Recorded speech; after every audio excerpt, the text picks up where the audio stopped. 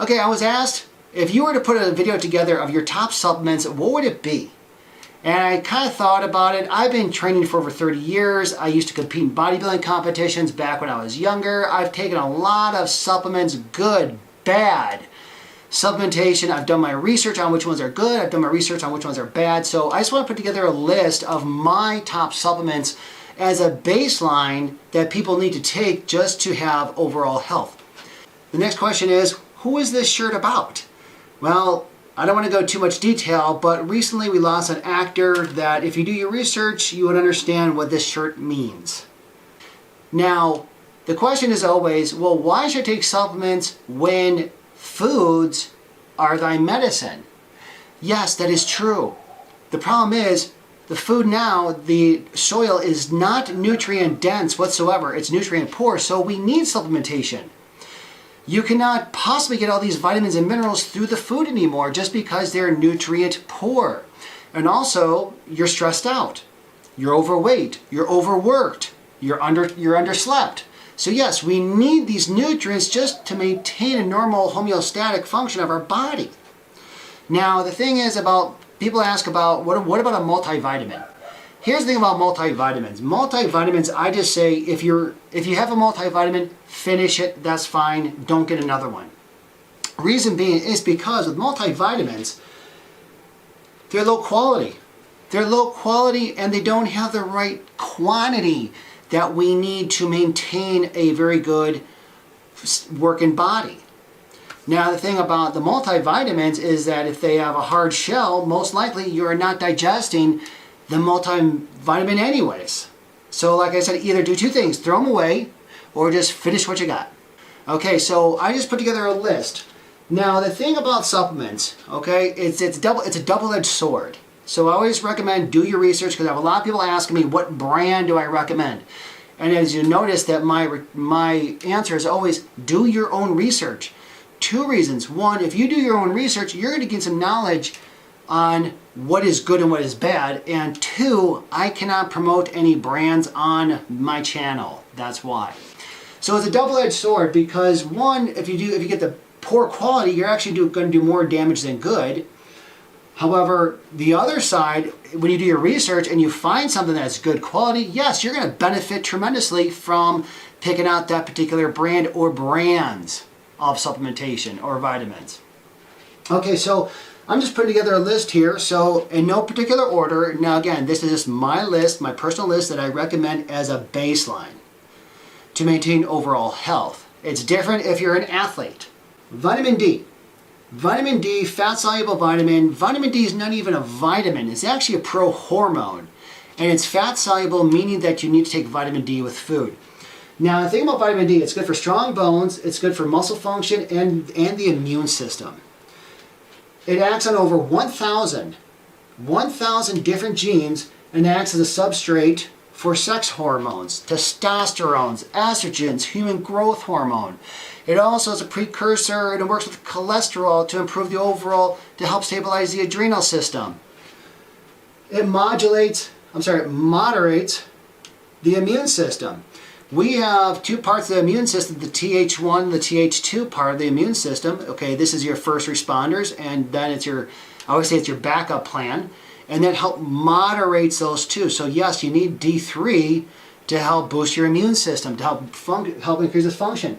It assists in calcium metabolism and bone formation, and I'll get to that when I talk about vitamin K. Now the dosage is always the question is how much do I take of vitamin D3? I live outside Chicagoland, so we only have 3 sunny months. The rest of the 9 months are shady, hazy, you name it. So I recommend a minimum of 10,000 IUs per day if you live in like a overcast area. If you live in a sunny side area, sure, you may want to take a little bit less because we get vitamin D through the sunlight, through our skin, minimal 20 minutes. It gets converted to it gets absorbed inactive D3, it gets converted to active vitamin D through the liver and kidney pathway. Now, if you have a poor functioning liver and kidney, then you're not converting that vitamin D from the sunlight to something that your body could utilize. This is why I always recommend take a supplement. Vitamin K2. Vitamin K2, it is also a fat-soluble vitamin, which means that you have to take it with food. It's important for bone health and heart health. Now, vitamin K2 is involved with vitamin D for calcium absorption. Well, when you're taking calcium, whether it be leafy greens or what have you, you need vitamin D to pull it into the bloodstream. Now it's in the bloodstream, which goes everywhere. Plaques build up, okay, the arterial wall, things like that, cataracts, tendinitises, bone spurs, heel spurs. Yes, that's all plaque formation due to calcium buildup. You need vitamin K2 to pull it out of the bloodstream and put it in the bones where it should go, where you need it to go. Now, thing is, we have vitamin K1 and vitamin K2. Vitamin K1, that's good for blood clotting, and you can find those in leafy green vegetables. Vitamin K2, that is found in grass-fed animal products, grass-fed beef, things like that. So how much do you take? Now it's a fat-soluble vitamin, so I always recommend 100 micrograms of MK7. That's the best absorbent of vitamin K2. Vitamin A, fat-soluble vitamin, need to take it with food. Take it first thing in the morning with your breakfast meal. Now it's involved with vision, the immune system, and the reproductive health. Vitamin A, it's found loaded in organ meat.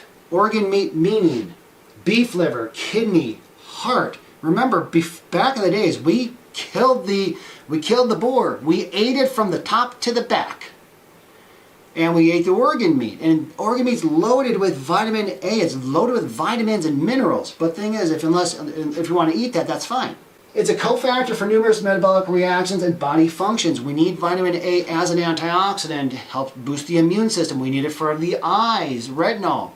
Now, how much do you take? I always recommend about minimal 10,000 IUs per day. And it's fat-soluble vitamin, so you need to take it with food. Vitamin C. Vitamin C by far is the easiest supplement to take on a daily basis. The problem is people don't take enough vitamin C. They take, I take 500 milligrams. Problem is you need more. You need more vitamin C. Well, what if I take it with orange juice? No, orange juice is sugar and about that much vitamin C. How about an orange? How about broccoli? Or how about a supplement? Now, the thing is, it's good for the immune system and also to combat oxidative stress. What's oxidative stress? Oxidative stress are cells, when they work, I always relate it to a car. When you turn a car on, what happens? You get carbon monoxide as a byproduct coming out of the car's tailpipe. When you have cellular functions and reactions, you're going to have a byproduct. Well, that's oxidative stress. The byproduct is free radicals. And when you build up free radicals in your system, this is where you get sick. Now, vitamin C is great because it helps rid your body of free radicals. In addition, our building blocks of tissue is collagen protein and connective tissue formation. We have connective tissue which binds everything together. We have the collagen as the building blocks. We need vitamin C for the formation of that. It makes glutathione. Glutathione is our body's powerful antioxidant, which it's made in the liver, and it actually makes it, as we get older, we make less of it due to the aging process. So we need vitamin C to help the liver pathway to produce more glutathione. It enhances the immune function, fights free radical damage. Now, when we are combating stress, oxidative stress, it could be mental, physical, emotional, it could be toxic, it could be environmental. We have these little cells made from our mitochondria called ATP. Well, the mitochondria makes our energy currency called ATP. And the more stressed out you are, the more you need the ATP. And what helps the mitochondria make more ATP? Vitamin C. Now the question is, how much should you take? I always recommend minimal 3,000 milligrams, but you want to spread that out because it's not a fat-soluble vitamin, it's a water-soluble vitamin, which means that your body's only going to utilize what it needs at that time. Remember, we're up for at least 16 hours in a day. So do you really think you could only need 500 milligrams? No. You need it spread out. I always recommend take 1,000 milligrams, but spread that out 3 times a day, morning, noon, and night. Now, what if you take too much vitamin C? If you take too much vitamin C, what's going to happen? You're going to have an upset stomach and you're going to have a little bit of diarrhea. That's fine. You're ridding the body of it. So what is next? Omega-3 fatty acids. Now, not all omega-3 fatty acids are made equally. You have to read the label. A lot of people will say, well, I take 1,000 milligrams of fish oil. Yeah, but what's in it? There's two main ingredients in omega-3 fish oil that's good for the brain and body. EPA and DHA. Now, omega-3 fatty acids is good for the heart, the skin, and your brain. We are made of two things. I always say we're made of proteins and fatty acids. We need the proteins for the amino acids, for the building blocks, for your skins, your tissues, the neurotransmitters, but we need those fatty acids because your nervous system is 80% fat. Your brain is 80% fat. The nervous system needs those fatty acids to function. And fish oil is awesome in doing that. However, the RDA says we only need 350 milligrams of EPA and DHA daily minimum. When it comes to fish oil, the best fish oil out there is krill oil. Krill oil is very high quality fish oil. Why? Because it's phosphorylated, which means it's broken down and it's awesome for the brain to use. The brain loves krill oil. Low costly. So if you're going to do the omega-3 fish oils, you want to look at the backside of the bottle. There's two main ingredients, EPA and DHA. The question is, how much should you take? Well, whatever your body weight is, add a 0. That's the minimal dosage of fish oil that you need to take. For example, I'm 210 pounds, so I add a 0. So I need a minimum of 2,100 milligrams of EPA daily. Spread it out. Don't take it all at once. Because the more inflamed you are, the more stressed out you are, the more stress, mental, physical, chemical, emotional, you need the fish oil to help calm it down. In addition, now tyrosine. Tyrosine, it's good for your mood. It's good for your mood. It crosses, we have this protective barrier in our brain called the blood-brain barrier. And there's only a few things that could cross that. And tyrosine is one of them, because tyrosine on one side of the fence, it helps increase dopamine, norepinephrine, epinephrine. This is your adrenaline hormones. This is your get up and go. On the other side, we need tyrosine for thyroid hormone function. So it's kind of like a double column. Tyrosine on one side goes to dopamine, norepinephrine, epinephrine, and then on the other side, it helps build thyroid hormone. Tyrosine is amazing. The problem is you need a lot of it. Why? Because the more stressed out you are, the more you're going to deplete it. So either tyrosine is loaded in animal meats, or you want to supplement it. Supplementation, you want to do anywhere from 500 to 2,000 milligrams a day, and when you take it, you can vary it out during the daytime. Methyl B12 and methylfolate. Why methyl? If you have a gene called the MTHFR gene, this means that you can't break down B9 to B12 effectively. You can take gobs of it, but it's not breaking it down because you don't have the gene for it. So when you take in these ingredients, it comes in inactive form, and then our body converts it to an active form. And if you don't have the gene that converts it, you're not absorbing it. So you could either get a gene test for it, or just be on the safe side and take methyl B12 and methylfolate that are absorbed. And it's good for brain power. So all B vitamins, the B vitamins are vital for healthy cells, nerve function, and energy production. Now when it comes to B12, B12 is particularly good for brain function.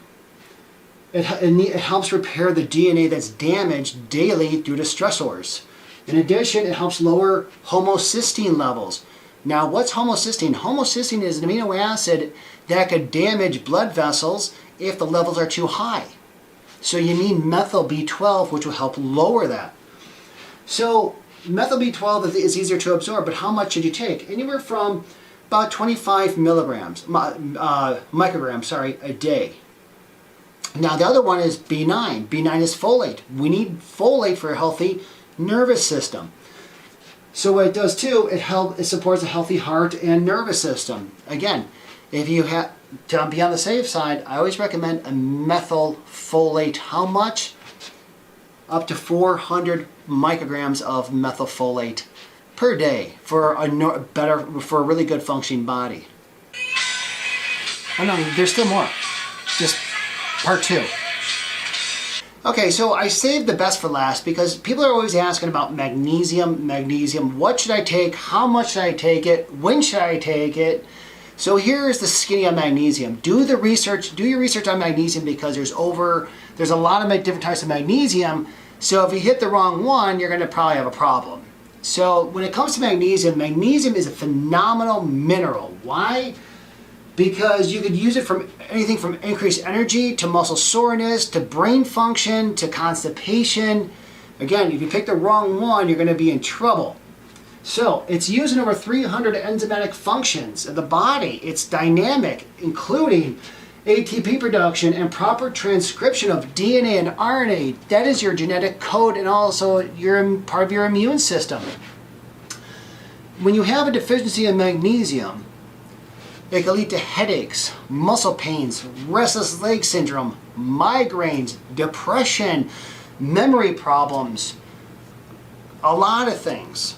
So you could be deficient in magnesium, but the question is, which one? Well, what's your goal? Now, the dosage of magnesium, I always say this, start off at 200 milligrams at nighttime and build up from there. Because yes, magnesium has a lot of functions, but one thing that magnesium is, it's a smooth muscle relaxant.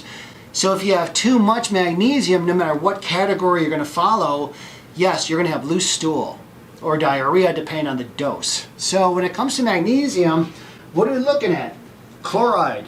Magnesium chloride, it's great for detoxing. It's good for kidney function. It's good for increasing your metabolism. Magnesium citrate, it's good for your mood. It's good for sleep. It helps reduce stress. Very inexpensive. Glycinate. I like glycinate, and I always recommend glycinate for any type of muscle stuff, especially restless leg syndrome. Start off at 200 milligrams at nighttime. It's great for relaxation. If you have leaky gut, it's going to help repair the muscular wall of the digestive system. It's good for nerve pain. This is the restless leg syndrome, or just nummies and tingies in the hands or the feet. Magnesium malate, it's good for energizing people with fibromyalgia or overall body aches. Yes, magnesium malate is going to improve this condition. Constipation, magnesium oxide. Start off at 200 milligrams and go up from there. When you hit that magic dose button, you're going to know. In addition to magnesium lactate. Now, the thing about magnesium lactate, it could have some harmful effects of the kidneys. So if you do have something going on with your kidneys, I would recommend magnesium oxide. Magnesium sulfate. This is after a long, hard day or a long, stressful day, you just want to chill out in the bathtub and have some Epsom salts. It's great for muscle relaxation. It's great for muscle aches. It's great for mood. It's good for everything. Taurate, magnesium taurate and magnesium orotate. These two types of magnesiums are phenomenal for the heart. Magnesium, what that does is a natural beta blocker, which means it calms down that heart erratic rhythm. Magnesium threonate. Magnesium threonate, I did a video before about magnesium threonate. I love magnesium threonate. Why? Because it improves brain function, increases memory. It helps with brain injuries, PTSD, depression, anxiety. So when you take in magnesium, remember, you want to start taking it at nighttime because too much will cause loose stool or diarrhea. And one thing's for certain, if you're doing the Epsom salt bath, because you're drawing a lot of minerals out due to the water, make sure, especially water, make sure you drink plenty of water after the bath. So I hope this helps. If you have any comments, please leave them down below, or any suggestions. I read them all. Take care. Thanks for watching. Debo.